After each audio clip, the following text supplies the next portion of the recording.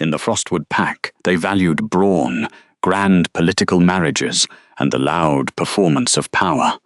They forgot that every stone in this keep, every geographic border on their map, and every drop of blood in their regional treaties belonged entirely to the crown. That ownership remained absolute, undisputed, and legally binding unless formally transferred and validated by the royal notary. They thought authority was something you could wear, like a silk gown or a jeweled crown. They did not understand that true authority was quiet, heavy, and bound in leather. The subterranean Scriptorium of Frostwood Keep was a place of functional isolation, buried 3 levels below the grand altar ballroom. The limestone walls sweated cold moisture that smelled faintly of cedarwood, ozone, and decades of undisturbed dust. I sat at the long oak table, surrounded by towering stacks of territorial tax records. The temperature in the sub-basement was brutally low, a bitter chill that seeped upward through the floorboards and settled directly into the marrow of my bones. I did not mind the cold. Silence was a kind of armor, and down here, the silence was absolute. The heavy iron hinges of the archive door groaned open, shattering the quiet. Beatrice stepped into the freezing room, bringing the overwhelming scent of lavender perfume and nervous ambition with her. My stepmother looked entirely out of place in the damp, functional darkness. She wore a lavish gown of crushed velvet, her hair pinned into an elaborate structural masterpiece designed to impress the visiting sovereign court. Her eyes swept over the austere room, landing on me with a familiar, practiced contempt.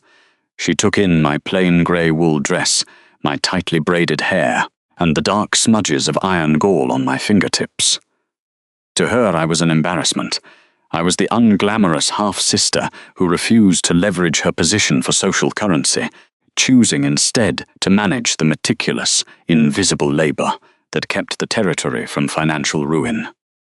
"You will not ruin this night, Faye," the older woman said, her voice sharp and brittle in the cavernous space. "Nellie is upstairs preparing for the mating ceremony. Alpha James has invited half the Northern Territory to witness the signing. The last thing they need to see is you lurking in the background, looking like a common scullery maid." I did not look up from the ledger in front of me. I carefully wiped the tip of my quill with a scrap of linen. "The treaty requires formal documentation, Beatrice. It is not merely a social event. It is a triumph for this family," she snapped, stepping backward toward the heavy oak door. She pulled a rusted, heavy object from the pocket of her cloak, the Scriptorium key. "You will stay down here until the music stops and the guests are gone. No one will even notice you are missing." She pulled the door shut. The lock engaged with a loud, metallic finality that echoed off the stone walls. She had locked me inside a sub-zero vault to preserve the aesthetic perfection of her daughter's grand night, entirely forgetting that I held the only physical seal capable of making Nellie a recognized Luna. I did not scream. I did not hurl my body against the thick oak planks or pound my fists until my knuckles bled. Ink dried faster than tears in the bitter northern wind, and I had work to do. Above my head, the thick limestone ceiling began to vibrate. The Royal Orchestra had started playing in the ballroom. The melody was entirely lost through the dense stone, leaving only the percussive, muffled bass of 100 boots moving across the floorboards. I picked up my quill. I pressed my ink-stained thumb against the edge of the parchment, using the rhythmic distant thuds of the waltz as an organic metronome. Thud, 1 entry checked. Thud, a column of silver yields verified. The rhythm spaced out my calculations perfectly. The isolation was not a punishment. It was a rare, uninterrupted gift of total focus. I pulled the Imperial Land Registry ledger to the center of the desk. The master record book was a massive, imposing object, its thick leather binding scarred by time and heavy usage. It contained the verified border divisions of the entire Northern Territory, a flawless mathematical representation of the sovereign's domain. My job was to cross-reference the local addendums submitted by James K. Lunan's administration against the Crown's master records, before the final treaty could be ratified upstairs. I turned the heavy pages, tracking the property lines of this northern pack. The candlelight flickered in the cold draught, casting long shadows across the columns of numerical data. For the first hour, the territorial transfers were standard: timber rights, grazing acreage, river access tolls.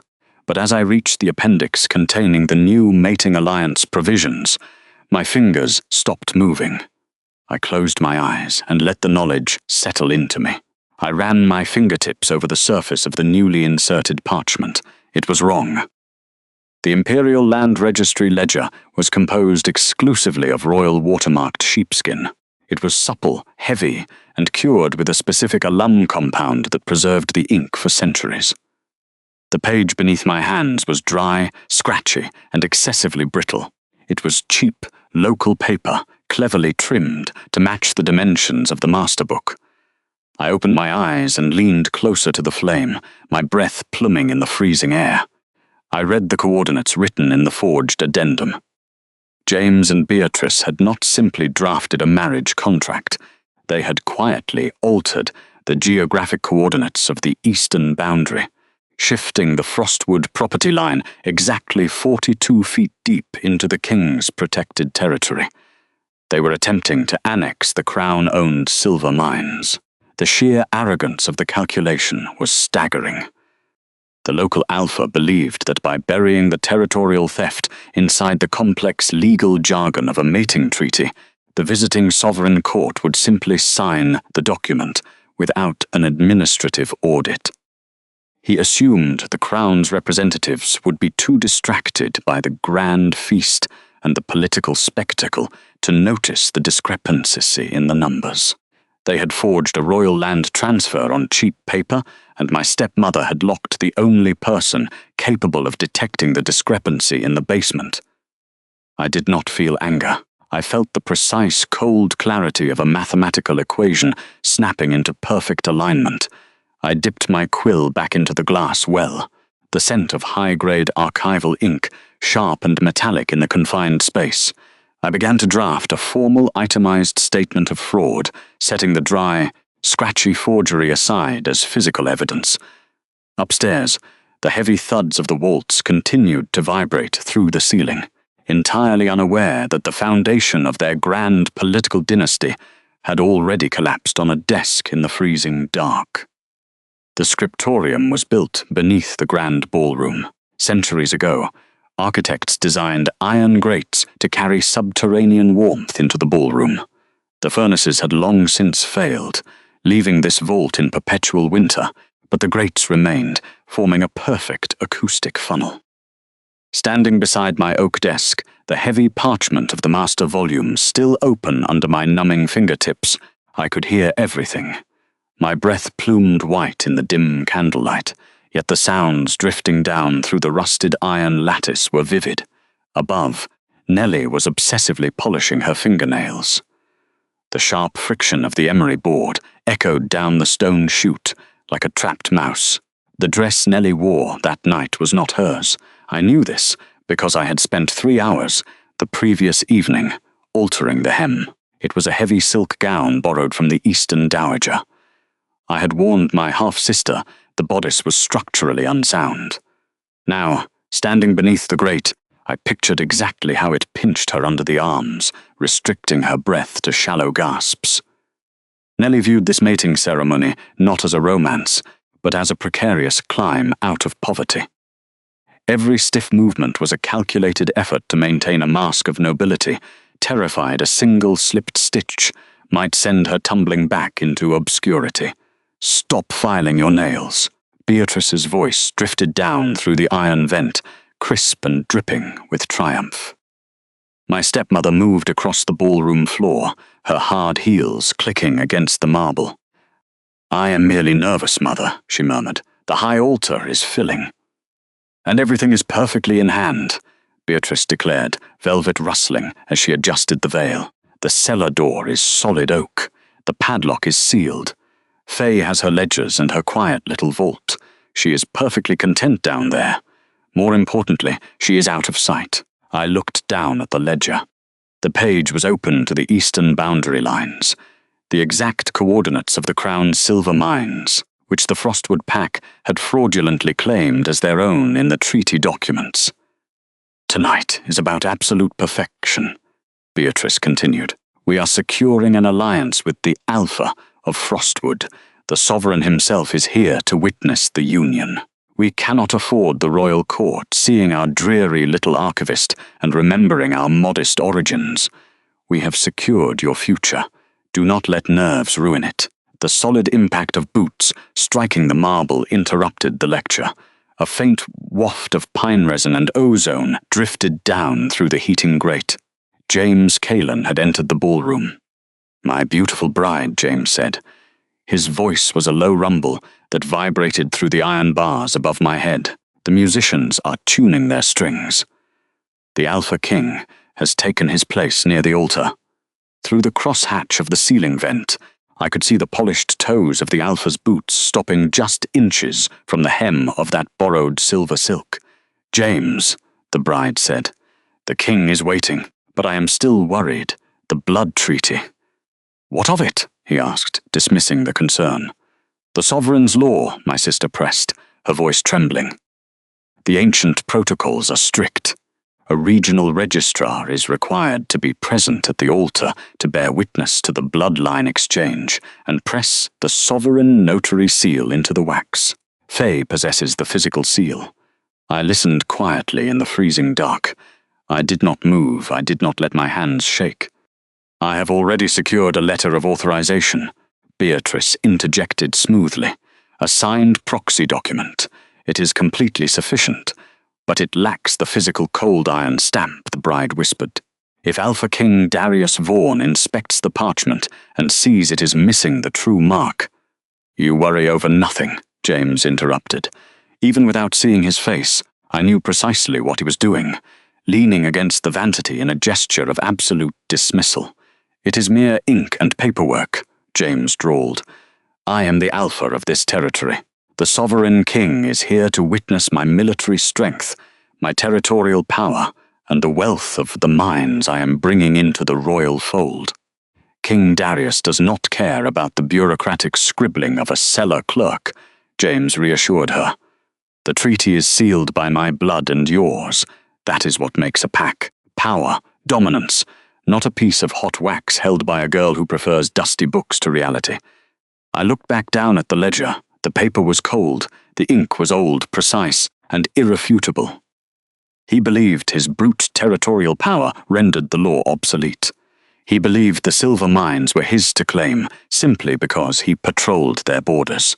He did not understand that the Crown governed through records, through the undeniable, exact truth written in the master ledgers. He thought he was forging an empire tonight. He did not realize that the missing seal on his treaty was not a mere bureaucratic oversight. It was the only thing standing between him and a formal charge of high treason. I stepped back from the grate, pulling my woolen shawl tighter against the bitter draught. The absolute quiet of the vault offered its own protection, cold but impervious to their arrogance. I did not need to scream or pound my fists against the locked oak door. The Frostwood Pack valued brawn, forgetting that every stone in this keep and every drop of blood in their treaty belonged to the sovereign. I closed the heavy cover of the sovereign's master text. The dull, authoritative thud echoed in the empty cellar. Let them march to the high altar. The royal records outlasted both blood and ambition, and the law, I knew, was incredibly patient.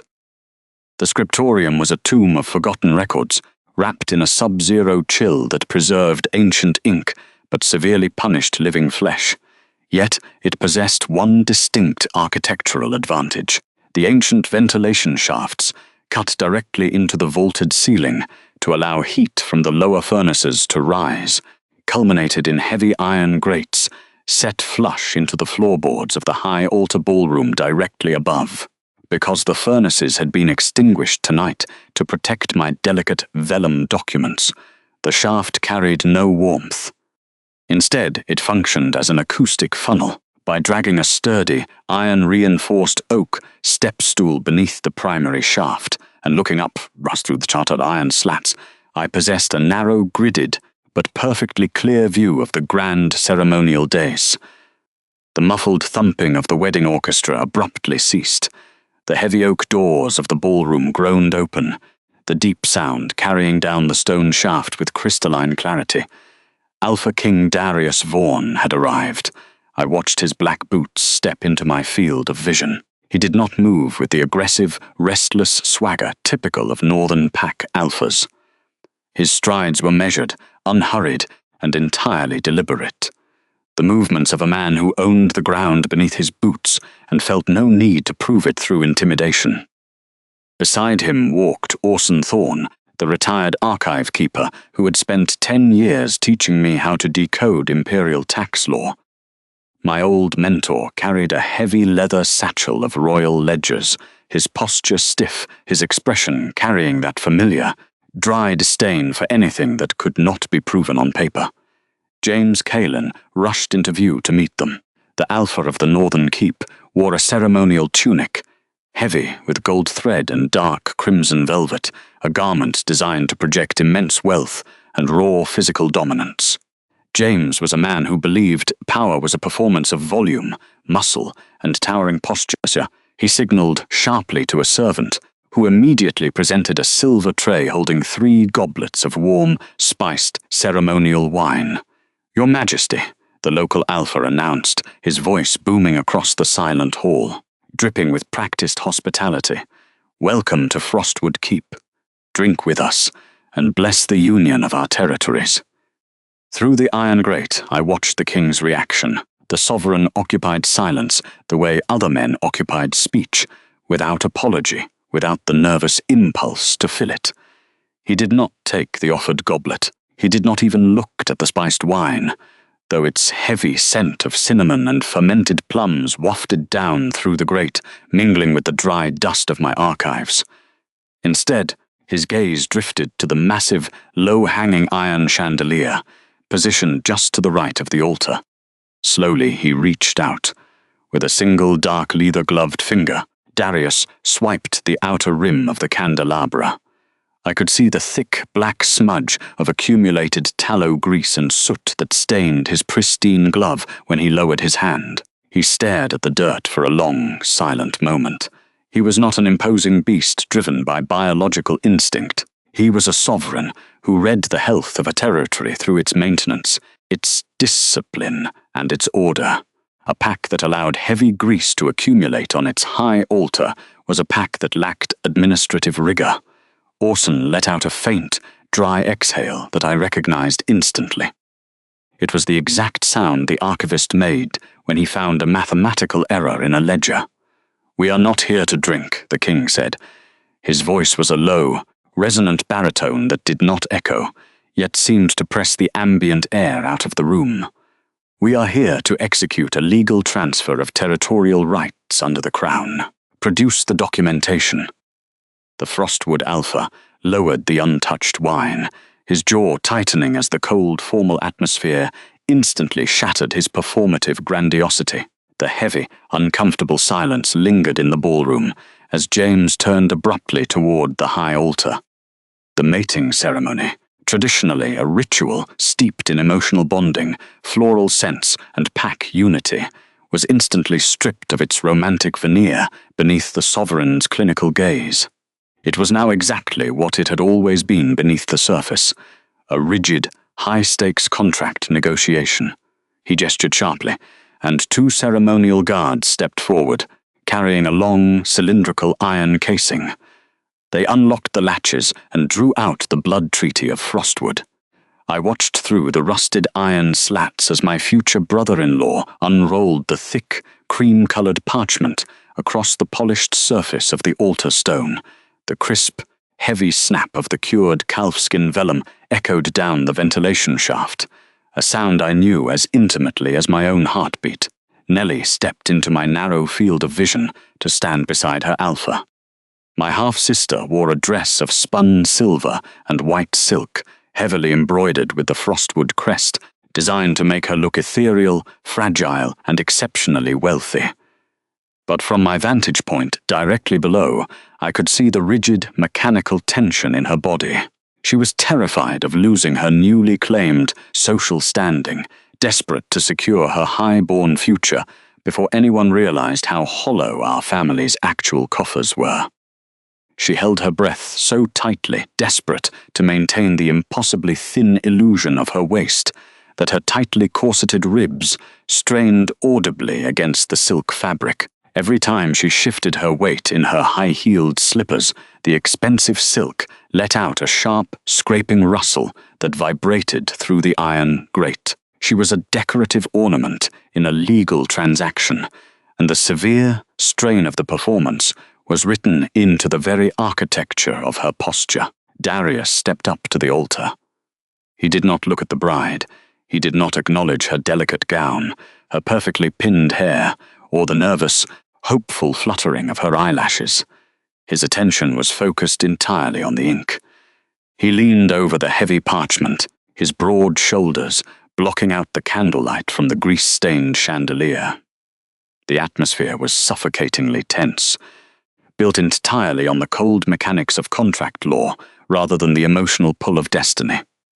James stood tall beside him, puffing out his chest, immensely proud of the territorial wealth the treaty supposedly guaranteed. He believed the sheer volume of silver and timber listed on those pages would naturally blind the king to any administrative shortcuts. I tightened my arms around myself in the freezing Scriptorium, my breath blooming into pale white clouds in the dark. I had read the copy of that treaty.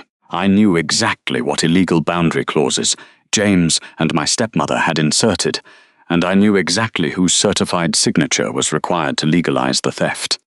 Upstairs, my old mentor reached into his leather satchel and withdrew a long golden quill. He handed it to the sovereign in complete silence. The king took the pen, the metal catching the dim light. The scraping rustle of Nelly silk ceased. The entire ballroom held its breath, waiting for the singular stroke of ink that would cement the Frostwood Pack's dominion. The sub-basement Scriptorium was built directly beneath the high altar of the grand ballroom. An ornate iron floor grate connected the two spaces, designed centuries ago to allow heat from the upper hearths to keep the royal parchment dry.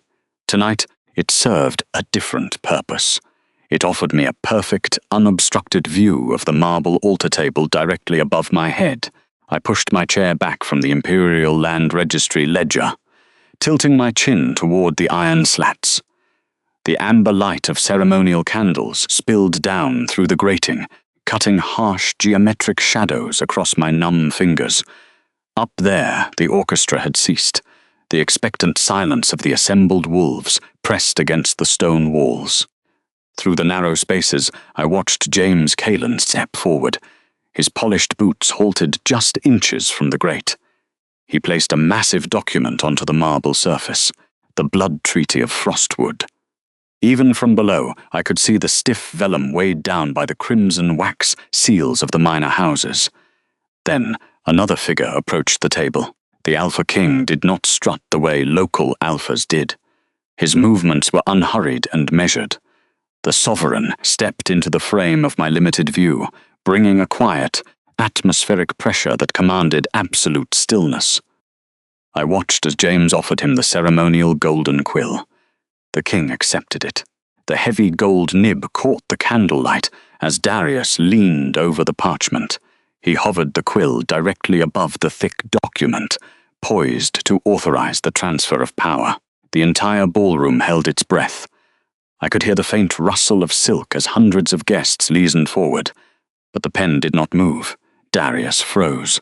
His broad shoulders went perfectly still under his dark velvet cloak. He stared down at the bottom of the parchment.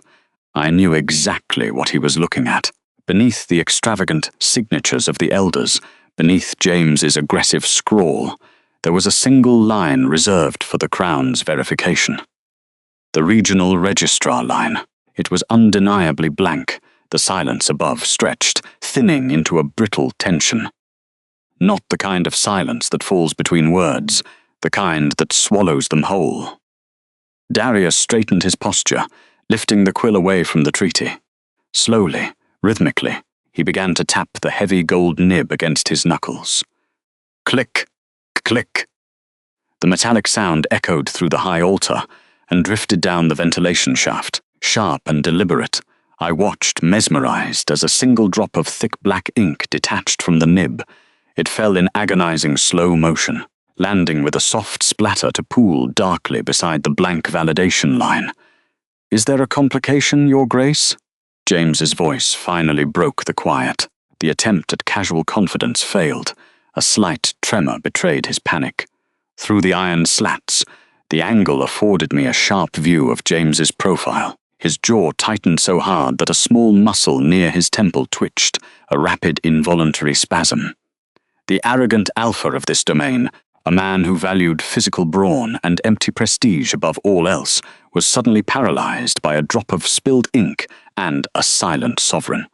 Darius stopped tapping the quill. He set the golden instrument down onto the marble table. It made a dull, heavy sound. "The complication, Alpha Kaelin, is structural," Darius answered. His voice was a low, resonant baritone that carried no anger, only the cold weight of absolute authority. It vibrated faintly against the iron grate above my head. "You have presented me with an incomplete document." "Incomplete?" James shifted his weight, his boots scraping nervously against the stone. "Every elder has signed. My mark is affixed."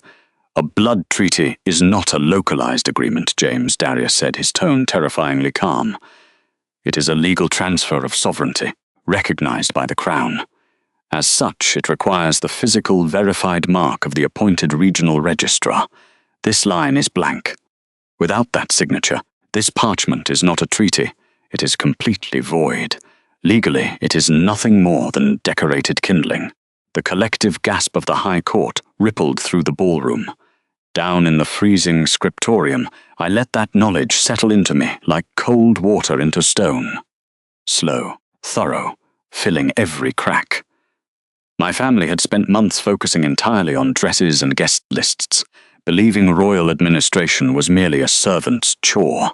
They had forgotten that the law did not care about vanity. A sudden flurry of expensive fabric disrupted the tableau. Beatrice stepped into my field of vision, the heavy hem of her emerald gown sweeping dangerously close to the ventilation grate. "Your Majesty, please, 1,000 apologies." Beatrice's voice vibrated with a desperate sweetness.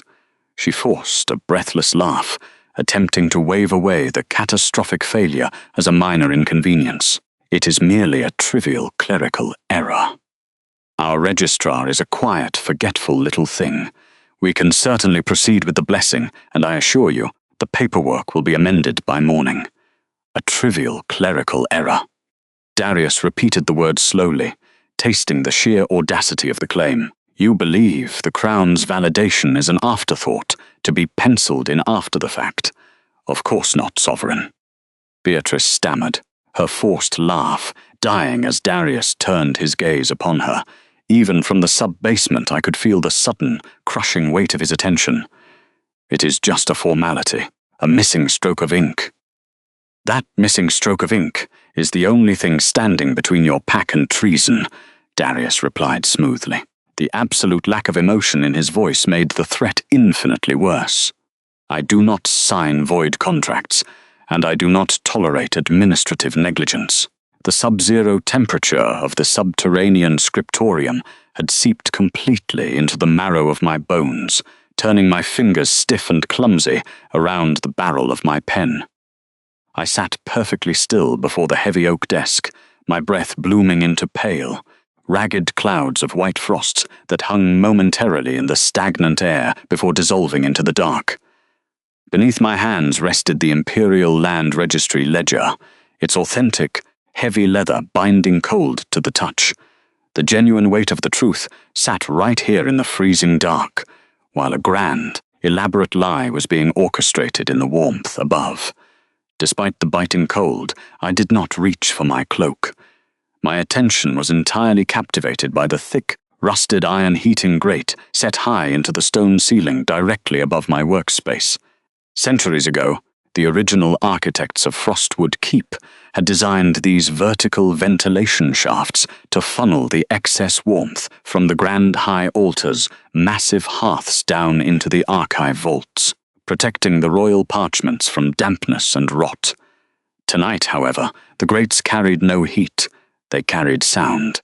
The acoustic geometry of the stone shaft acted as a flawless conduit, amplifying every word spoken in the ballroom above with terrifying crystalline clarity. Through the iron grid, I heard the suffocating, heavy silence that had fallen over the mating ceremony. The orchestral music had long since died away, replaced by the low, murmuring tension of 100 courtiers holding their breath. Then a voice broke the stillness. It was Beatrice. My stepmother's tone was pitched a fraction too high, carrying the brittle, strained edge of a woman standing on a collapsing foundation. Even without seeing her, I could perfectly map the geometry of her posture. She would have her chin raised at a defiant angle, her shoulders thrown back beneath the heavy velvet of her ceremonial gown, projecting a desperate show of aristocratic confidence. But beneath the velvet, the architecture of her lie was crumbling. The regional registrar was struck by a sudden violent winter fever just this afternoon, Your Grace, Beatrice announced, her voice echoing down the shaft and settling over my frozen ink wells like dust. She is confined strictly to the healer's wing to prevent any risk of contagion to the assembly. A tragic misfortune, of course, but we are fully prepared to proceed. I stopped writing. The high-grade archival ink on my quill gathered into a heavy black bead, trembling at the metal tip before dropping silently onto my leather blotter. I was not in the healer's wing. I was locked in a freezing cellar directly beneath her tailored slippers. Then came the distinct dry rustle of heavy vellum being unrolled. Beatrice was producing her contingency plan. In light of her sudden indisposition, Beatrice continued, her words rushing slightly as she pushed forward, the local magistrate provided this emergency authorization letter, a formal proxy decree, bypassing the physical signature requirement for tonight's proceedings. It carries the official seal of delegation. The sheer, breathless audacity of the crime forced the air from my lungs. Forging a royal proxy letter was not a simple social faux pas. It was an act of administrative treason against the crown. I closed my eyes, picturing the exact physical mechanics of the moment unfolding above. I knew my stepmother's tells. Despite her raised chin and smooth words, I knew that her fingertips would be slick with nervous sweat. Trembling slightly against the sharp edges of the false document as she extended it toward the sovereign, she was attempting to hand a fabricated legal decree to the highest authority in the realm, gambling her entire bloodline on the hope that a visiting king would not bother to scrutinize the paperwork of a provincial pack. The acoustics of the ancient keep were incredibly cruel to liars. Through the iron grating, I listened to the heavy, agonizing pause that followed Beatrice's offering. Then, I'd heard the unhurried, deliberate shift of the alpha king's boots against the polished marble floor. Darius Vaughan moved the way a glacier moved, without the nervous impulse to rush, possessing an absolute, crushing certainty in his own weight. There was a soft whisper of friction as the thick parchment transferred from Beatrice's trembling fingertips into the king's gloved hand. I heard Orson Thorne, the retired archive keeper who had spent decades teaching me the precise chemical composition of royal inks and waxes, let out a slow, raspy exhale. The sound carried a dry, realistic finality. Orson knew exactly what the king was holding. More importantly, he knew exactly what the king was about to do. A very distinct, sharp scratching noise travelled down the iron shaft, cutting through the silence of the ballroom, like a knife. My frozen knuckles whitened against the edge of the oak desk. I knew that sound. It was the standard forensic test utilized by the Crown's chief auditors. Darius Vaughan was using his thumbnail to scrape a microscopic fragment of the wax seal directly off the parchment. When the king finally spoke, his voice was not a roar of offended alpha pride, nor a growl of possessive fury. It was a low, devastating drawl, the cold, measured recitation of a legal investigator methodically dismantling a fraud. "An emergency authorization letter," Darius murmured, the deep resonance of his voice vibrating through the iron bars above me. Fascinating. A genuine sovereign notary seal is cast from refined summer beeswax, imported cinnabar, and a precise measure of flexible resin. It is designed to bend under pressure, retaining its integrity across long journeys in cold weather. Another sharp snap echoed down the vent. He had crushed the scraped fragment between his fingers. "This seal," Darius stated, his volume never rising, yet somehow commanding the entirety of the hall, fractured like cheap winter ice. "It lacks the flexibility of beeswax. It lacks the deep crimson hue of cinnabar." I heard the collective intake of breath from the Frostwood courtiers. Beatrice let out a short, strangled gasp, followed by the frantic, heavy rustling of her velvet skirts, dragging across the marble as she instinctively took a step backward, physically retreating from the weight of her own lie. The Alpha King did not allow her the space to fabricate another excuse.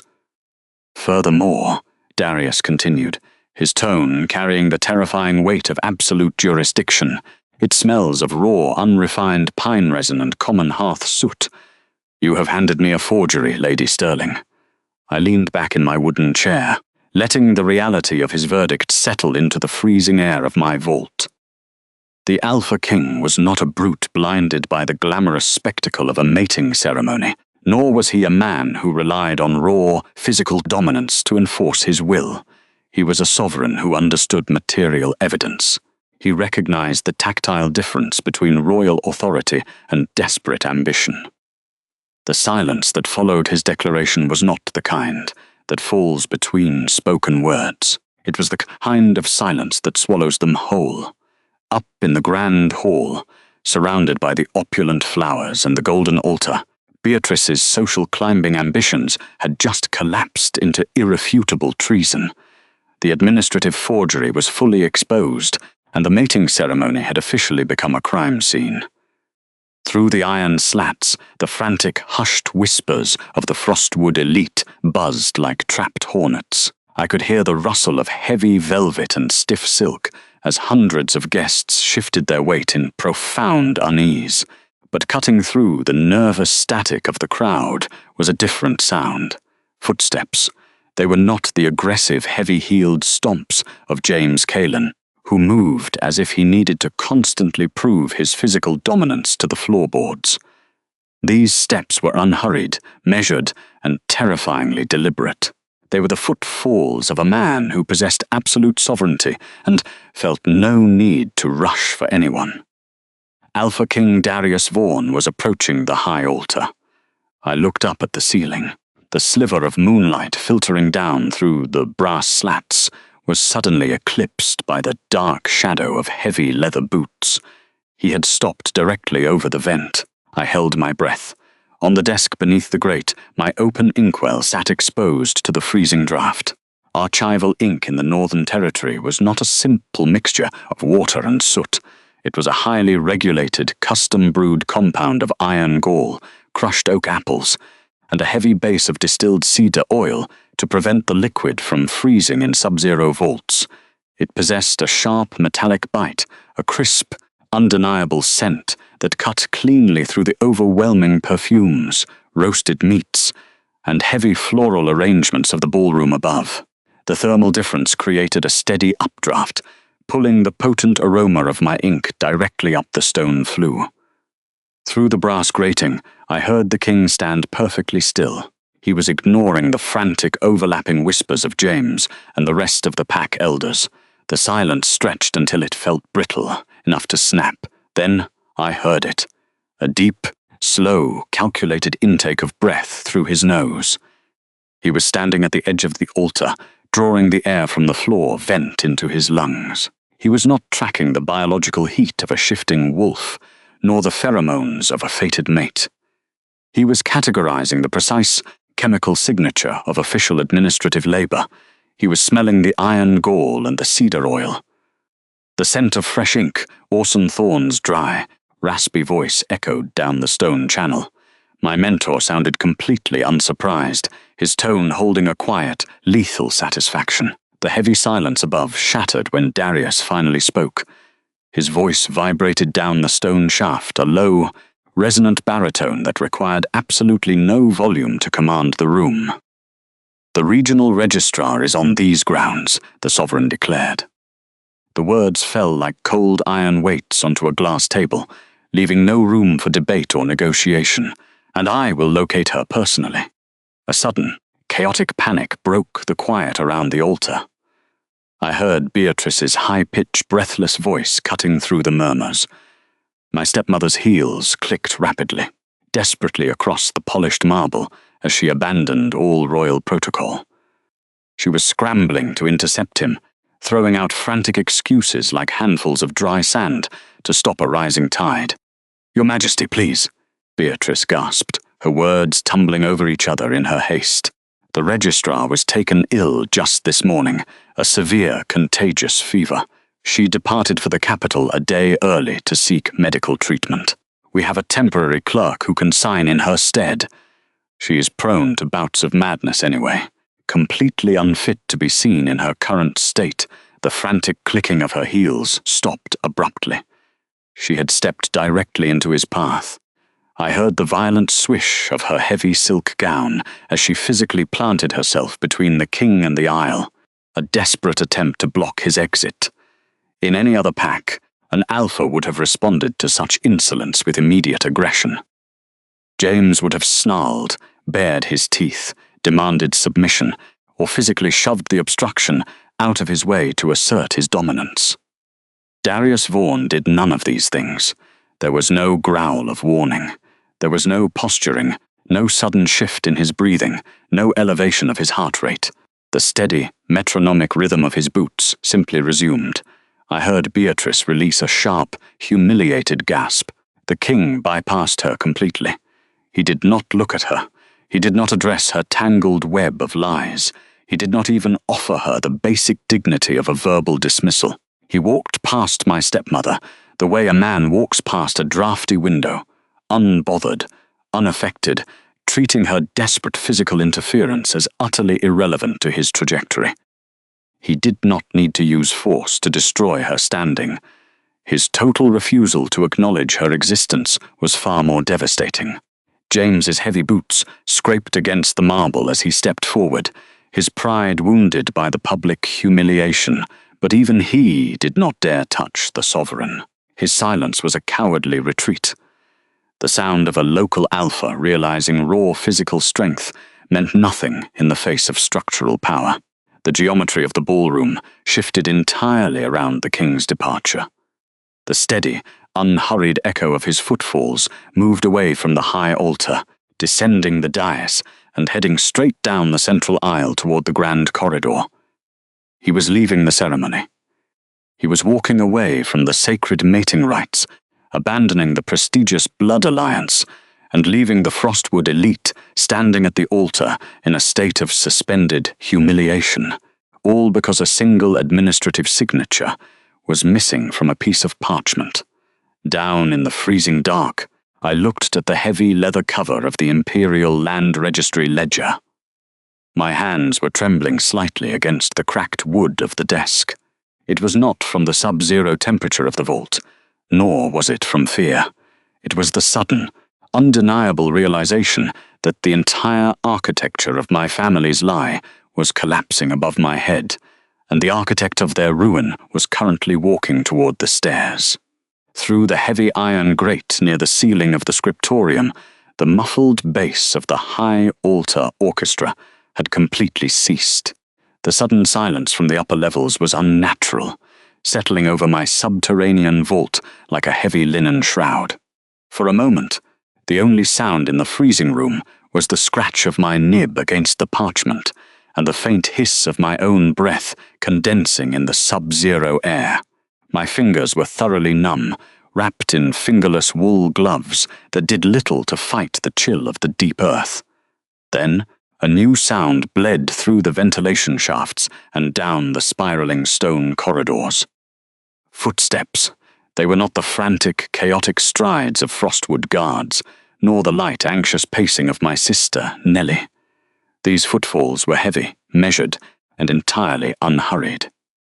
They echoed rhythmically down the steep stone stairs of the keep, a slow descent that carried the undeniable weight of absolute authority. Alongside that dominant tread, I recognized the familiar, slightly uneven gait of Orson Thorne, the retired archive keeper who had first taught me how to bind a ledger. Orson never hurried for anyone. The fact that he was keeping pace with the approaching visitor meant the sovereign himself had abandoned the mating ceremony. Orson would tell me later, with his usual dry exactitude, exactly how that descent occurred. He described how Darius Vaughan did not rush blindly into the dark. Instead, the Alpha King walked with calculated precision, running his gloved hand along the damp stone wall of the spiral staircase. He was mapping the physical reality of the keep, noting the sharp, increasing drop in temperature with every step downward. When Darius pulled his hand away, he examined the fine coal soot that had accumulated on the dark leather of his glove. A silent testament to how deeply the Frostwood elites neglected their foundational infrastructure. They cared only for the polished marble of the ballroom, ignoring the soot and dampness that held their fortress together. I did not know the details of the soot in that moment, but I felt the atmospheric pressure shifting. The descent was methodical. It built tension not through the aggressive posturing typical of northern alphas, but through sheer inevitability. Every hollow strike of a boot against cold stone was a promise. I set my pen down beside the Imperial Land Registry ledger. The ink on the page was already drying, crystallizing faintly at the edges in the bitter cold. I straightened my spine, folded my freezing hands in my lap, and watched the heavy oak door. The acoustics of the corridor amplified the approach, turning the quiet sub-basement into a resonating chamber. The footsteps grew louder, heavier, until they finally stopped just on the other side of the wood. The silence that followed the cessation of the footsteps was profound. I stared at the heavy oak door, the barrier that Beatrice had so confidently secured just hours ago. She had turned the Scriptorium key in the rusted padlock and deliberately snapped it off, leaving the jagged metal stem jammed deep inside the mechanism. In her mind, that broken piece of iron was the ultimate guarantee of my invisibility. I expected what any citizen of the Frostwood Pack would expect when confronted by an angry, high-ranking wolf, the sudden, splintering violence of brute force. James Kalen would have thrown his shoulder against the timber, seeking to shatter the wood to prove his dominance. An ordinary alpha would have kicked the hinges until the stone frame cracked, but the sovereign did not kick the door. I heard a low, muffled murmur, the deep resonance of the sovereign asking a question, followed by Orson's raspy, quiet confirmation. Then came the scrape of heavy metal dragging against flagstone. Out in the corridor, there was an old, disused hearth, and leaning against it was a massive iron fire poker, forged a century ago and left to rust. The king had found it. Instead of raw, performative violence, I heard the precise scraping of iron aligning with iron. Darius was sliding the wedged tip of the fire poker into the narrow gap between the heavy padlock and the iron hasp. He was calculating the angle of resistance, finding the exact mechanical fulcrum needed to break Beatrice's trap. There was no growling, no display of supernatural strength meant to intimidate.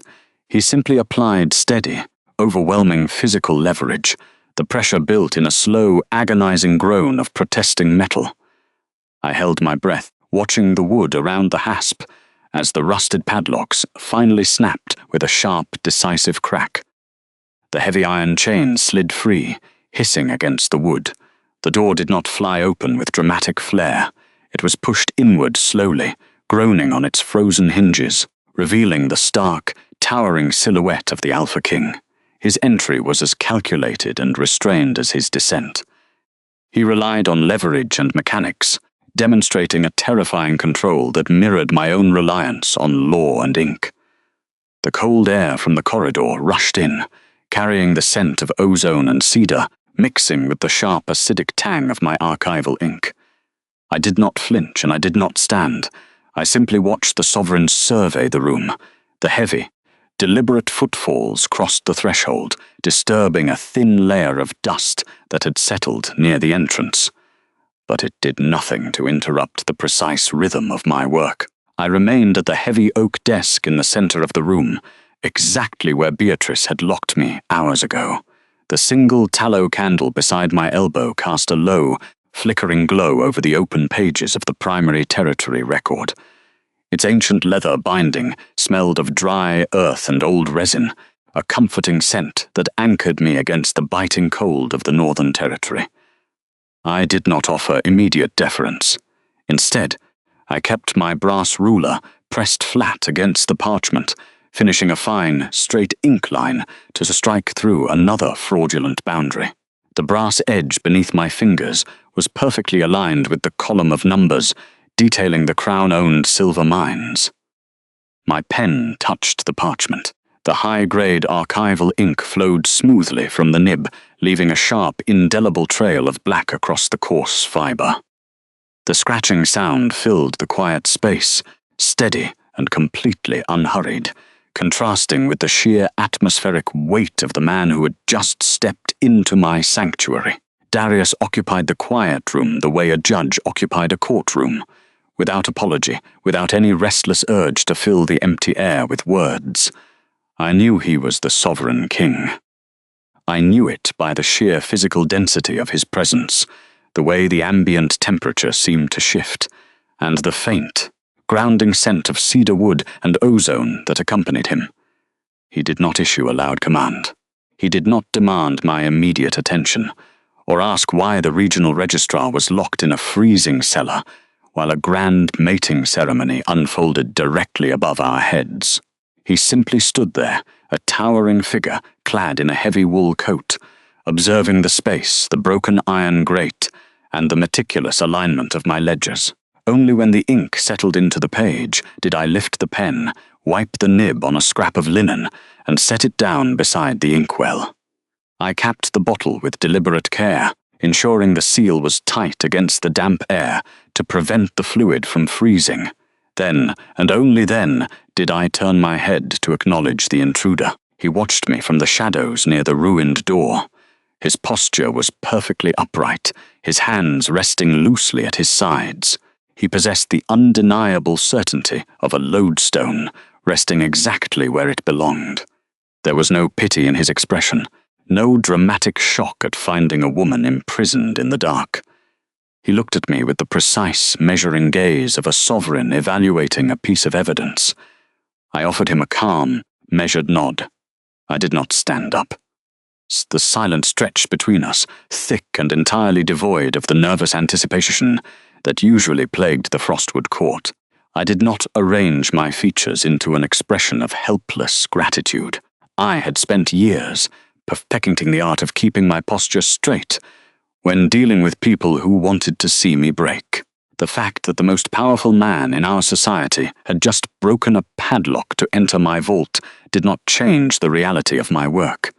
The ledger remained open. The facts remained undeniable, and I refused to play the role of the weeping victim for anyone. "Your Majesty," I said, my voice carrying the flat, rhythmic cadence I used for reading territorial tax assessments. The cold air made my throat slightly scratchy, but the words were perfectly clear in the empty room. I would apologize for the lack of seating, but this office was not designed for royal audiences. The former keeper preferred to stand while reviewing his documents. Darius moved further into the room, his heavy boots making slow, deliberate contact with the stone floor. As he stepped into the limited circle of my candlelight, I noticed the dampness clinging to the dark wool of his coat, likely from the frost melting off the upper Bailey walls before he descended the stairs. I opened the top drawer of my desk, my movements smooth and practiced despite the freezing temperature. I pulled out a fresh, uncreased square of thick blotting paper, the kind used to absorb excess ink from important royal decrees. I held it out toward him across the wide expanse of the desk, waiting for him to register the gesture. "For your coat," I said simply, keeping my wrist steady so he could see my lack of fear. "The dampness will ruin the wool if left to settle in this temperature, and the archives are cold enough to freeze water by morning." He looked at the small white square in my hand, then up at my face.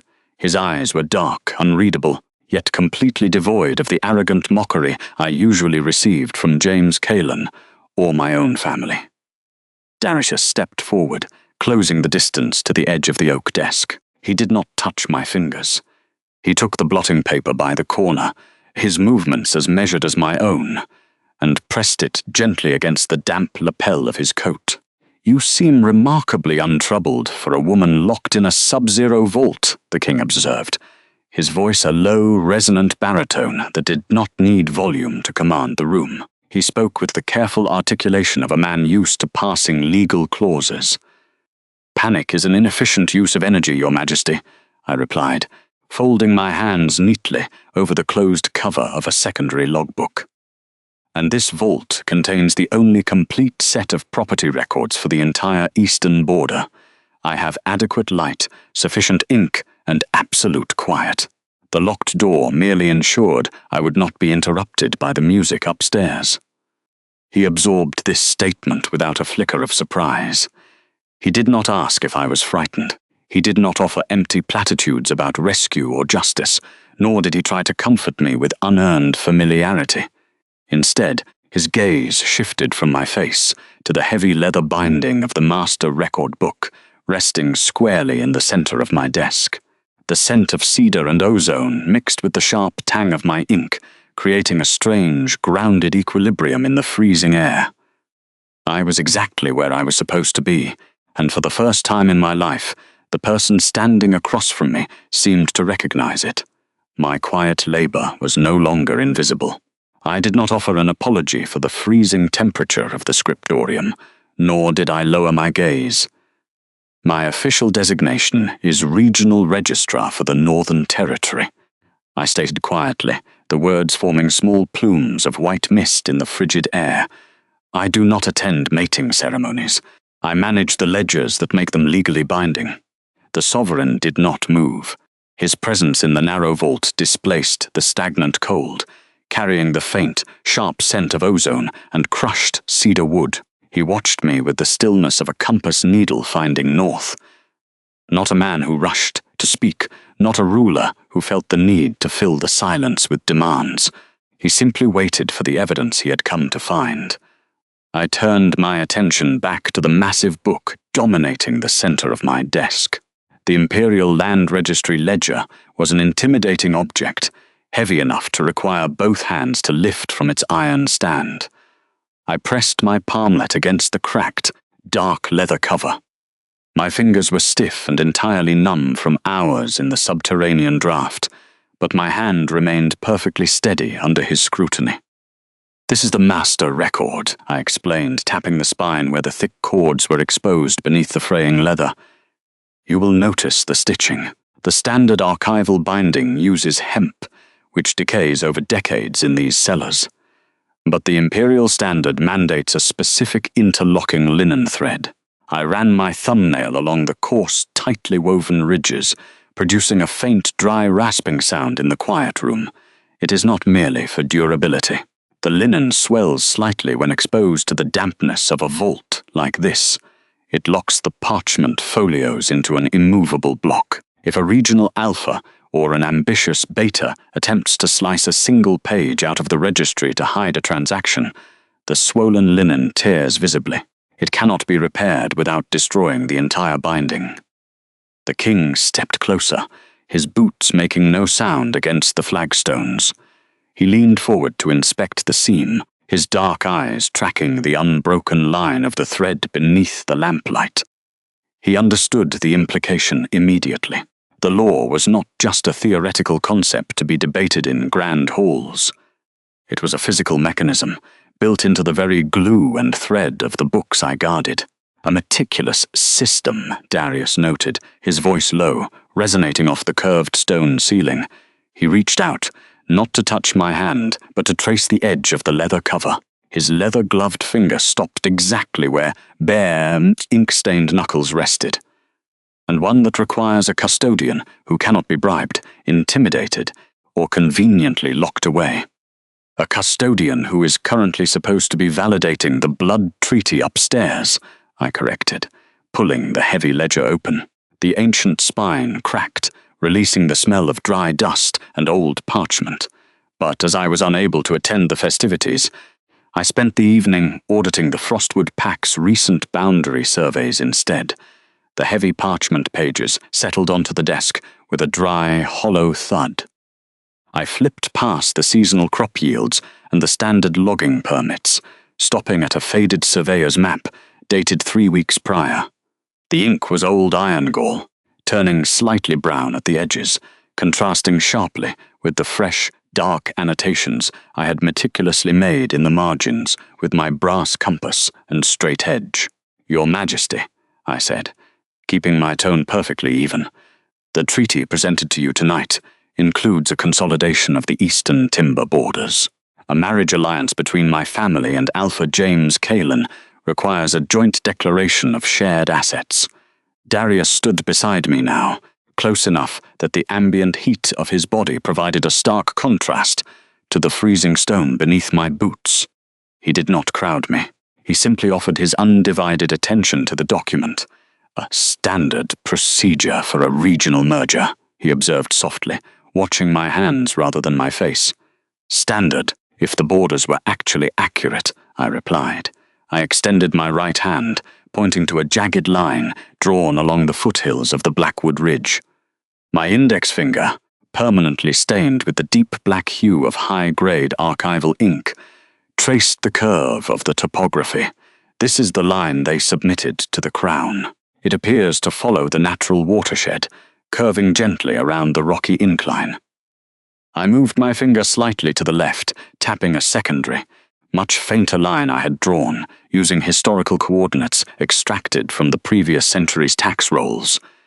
"And this is the actual imperial boundary. The discrepancy between their submitted map and the true border is exactly 42 feet. The king's gaze narrowed, focusing intently on the narrow gap between the two drawn lines. 42 feet, he repeated, calculating the geographical scale in his head. A seemingly insignificant margin on a territory of this size, easily dismissed as a minor clerical error by a careless registrar, except it is not an error, I stated, letting the fact settle into the room like cold water into stone. Slow, thorough. 42 feet to the east pushes the Frostwood Pack's domain just over the edge of the rocky ravine. That specific shift in the boundary obscures the entrance to the deep valley. I looked up from the map, finally meeting his dark, unreadable expression. It hides the main shaft of the old silver mine, Crown-owned silver. They are attempting to annex it through the mating treaty, burying the theft of royal resources under a legitimate marriage contract. Silence fell over the Scriptorium. It was an absolute, devouring quiet that erased the ambient noise of the keep entirely. Darius did not react with a sudden outburst of anger, nor did he issue an immediate threat of violence. He occupied the quiet, absorbing the sheer magnitude of the structural fraud I had just laid bare. The Frostwood elites had thought they were merely dealing with an inconvenient sister and a decorative wedding. They had not realized they were committing high treason on paper, and that the woman they locked in the basement held the only accurate map. The blood treaty of Frostwood lay flat on my scarred wooden desk, its heavy vellum stark against the ancient grain. He did not crowd my workspace. He moved with a deliberate, unhurried grace, setting the forged letter of authorization, the one my stepmother had so confidently presented at the altar, right beside the open pages of the Imperial Land Registry ledger. The Scriptorium was freezing, the stone walls bleeding winter chill, yet the air between us felt suddenly, intensely compressed. My breath plumed in the dim light, a faint white mist that dissipated before it reached the documents. He leaned down, his tall frame folded into the narrow space beside my chair, bringing with him the distinct, sharp scent of ozone, winter pine, and cold iron. As he braced one bare hand on the edge of the desk, his shoulder lightly brushed mine. It was a faint point of contact, entirely uncalculated, but the physical weight of his presence anchored the room. He did not pull away with a murmured apology, nor did he press closer with false intimacy. He simply occupied the space, his attention fixed entirely on the ink. "Look at the downward stroke of the notary's seal," Darius murmured. His voice, a low vibration that barely disturbed the dust motes dancing in the candlelight. Darius Vaughan occupied silence the way other men occupied speech, without apology, without the nervous impulse to fill it. I leaned in closer, my eyes tracing the curve he indicated. Beside the true ledger, the forged letter was an amateur's desperate gamble. "The pressure is uneven," I noted, keeping my tone perfectly level, though my numb fingers were slowly thawing in the localized warmth radiating from his body. A genuine royal notary applies the iron seal with steady, vertical force to ensure the wax distributes equally. Beatrice, or whoever she paid to mimic my validation, pressed at a panicked angle. You can see the crimson wax pooling thicker on the left margin, leaving the right edge brittle and thin. "And the ink," he added, his dark eyes shifting from the wax to the text of the blood treaty itself. "The regional validation line.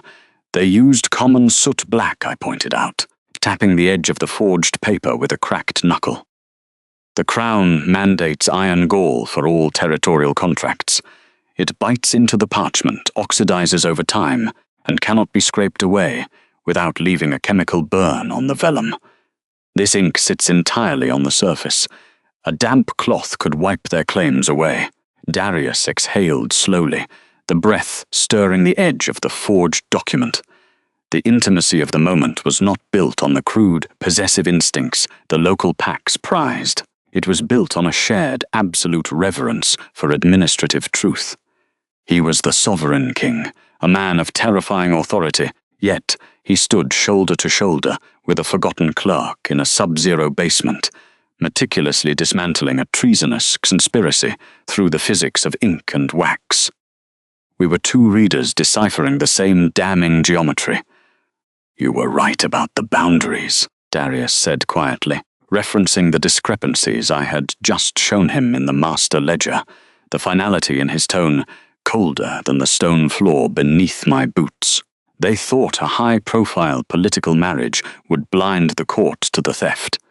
"They assumed," I corrected gently, sliding the heavy ledger an inch closer to him, "that no one would actually read the fine print, let alone check the chemical composition of the ink." His gaze shifted from the documents to my face. The candlelight caught the sharp angles of his jaw, highlighting a quiet, profound respect that steadied my previously uncertain breathing. He did not offer empty praise. He merely nodded, a silent acknowledgement that the evidence was irrefutable. While we worked in the perfect, focused quiet of the subterranean vault, the architecture of the keep carried the sounds of the collapsing world above us. The iron grating, set high in the Scriptorium ceiling, acted as an acoustic funnel, capturing the frantic vibrations of the high altar ballroom. The grand orchestra had long since stopped playing, the cellos and violins packed away in terrified haste. In their place, the uncoordinated murmurs of the Frostwood Pack bled through the stone. I could hear the heavy, erratic thud of pacing boots directly overhead. I did not need to see the upper court to understand the geometry of their panic, though Orson Thorne would later detail the exact mechanics of their ruin for my permanent records. Up in the grand hall, the silence the king had left behind was suffocating. James Kalen, the arrogant alpha who had built his entire reputation on physical dominance and territorial posturing, was trying to maintain control of a room that no longer recognized his authority. He stood near the abandoned altar, the great stained glass windows throwing long, fractured shadows across his broad shoulders. According to Orson's meticulous account, James moved to the side table to pour himself a cup of spiced wine, desperate to project an image of unbothered confidence to his whispering subordinates. But his hands betrayed the truth. The heavy silver goblet clinked harshly against the glass carafe, a sharp, fragile sound that echoed too loudly in the cavernous hall. As he lifted the drink, an uncharacteristic tremor shook his fingers, sending several dark red drops spilling over the rim. The wine landed on his pristine white cuffs, blooming across the expensive linen like a slow, undeniable wound.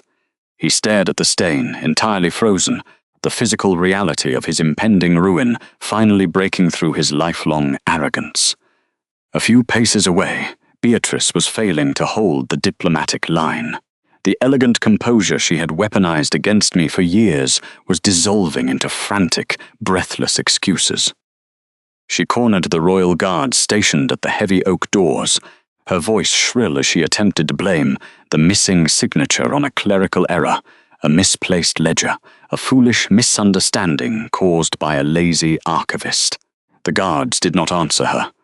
They merely stood at their posts, their posture rigid, their silence a heavy iron wall that no amount of social climbing could breach. And Nellie, my glamorous half-sister, who had locked me away in the freezing dark to ensure her perfect coronation, stood abandoned at the center of the altar.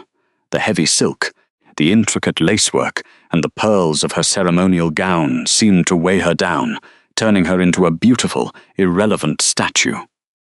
She kept looking toward the archway, waiting for the king to return, sign the paper, and validate her worth. She did not understand that the power in Frostwood Keep had already shifted. It no longer resided in the high altar ballroom, the expensive gowns, or the raw physical strength of her chosen alpha. The true authority of the territory had relocated to a freezing basement, sitting quietly beside a rusted padlock, waiting for the ink to dry. The ascent from the sub-zero vaults was governed by the deliberate pace of the sovereign.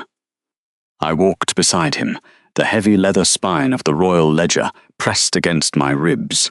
The cold of the iron-bound book seeped through the thin linen of my clerk's apron, grounding me. I had not smoothed my hair.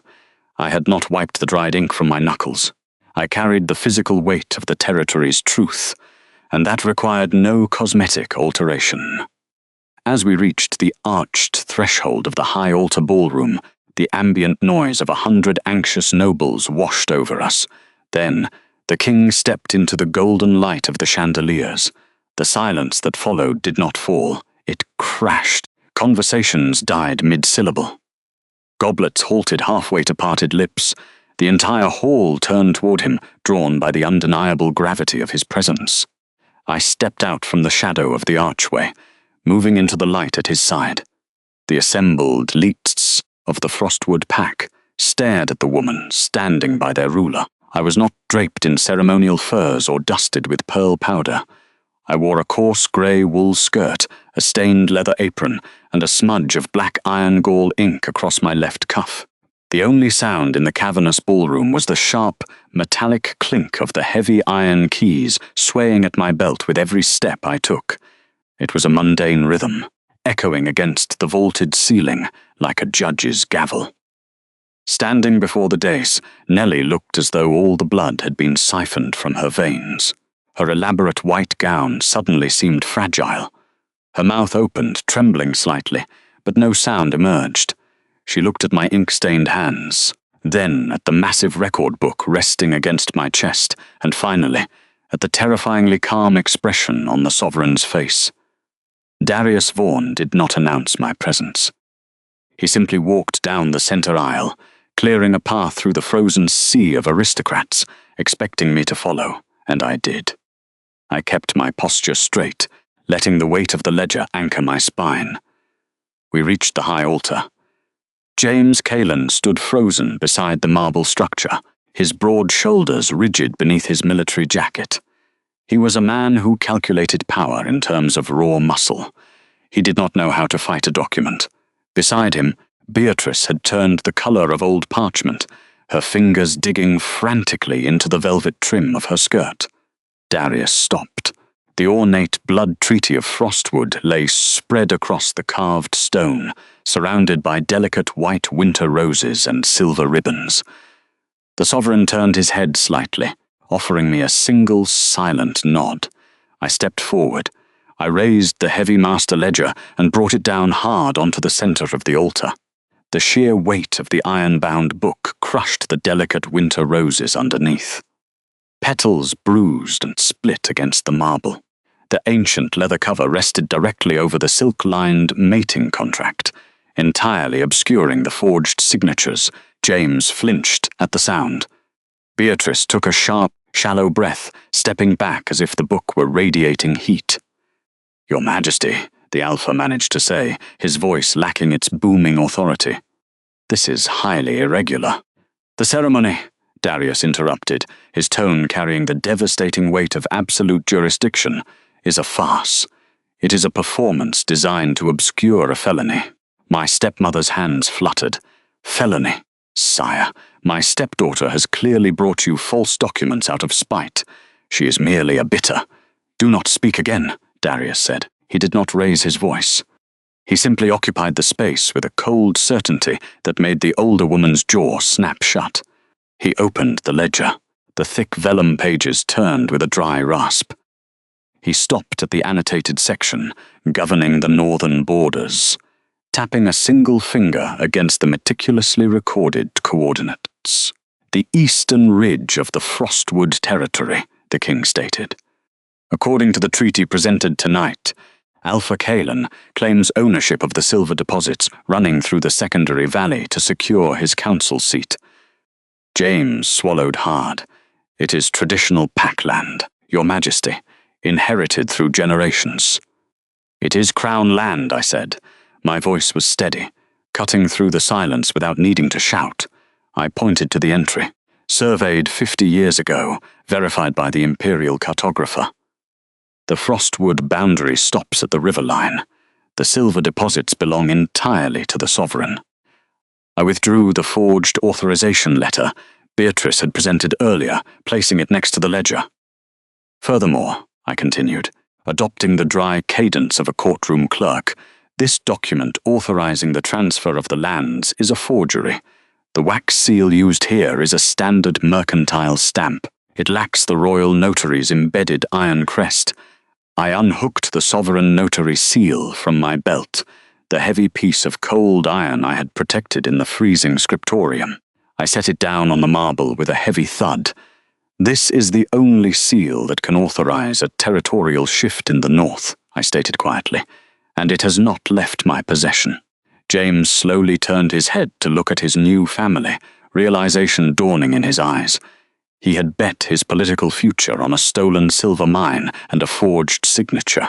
Beatrice shrunk back, her glamorous facade crumbling into terrified desperation. The sovereign looked at the disgraced Alpha. "You brought a forged treaty to the altar of the crown. You attempted to sell me my own land, and you locked the only official capable of validating your existence in a cellar." The quiet that descended upon the hall was absolute.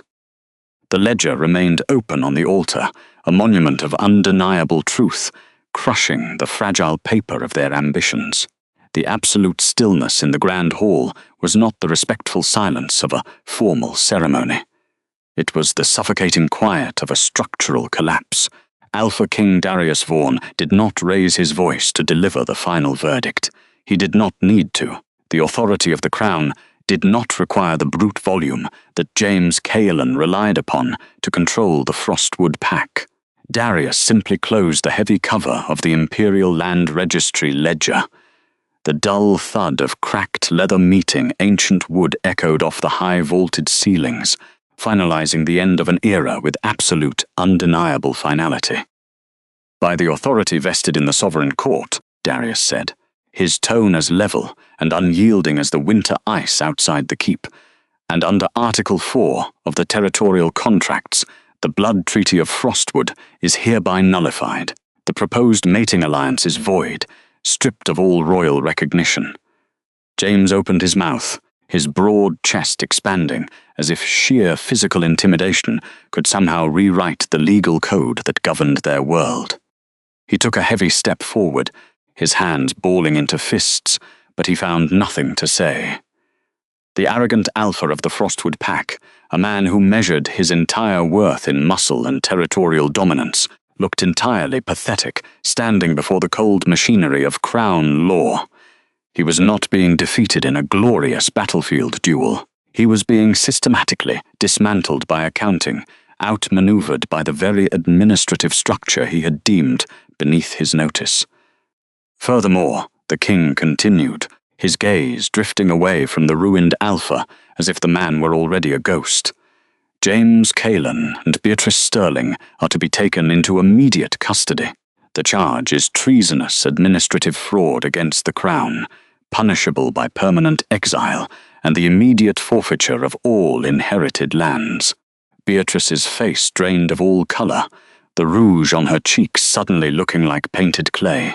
The haughty, social-climbing matriarch who had confidently locked me in the sub-zero Scriptorium just hours ago now looked remarkably small.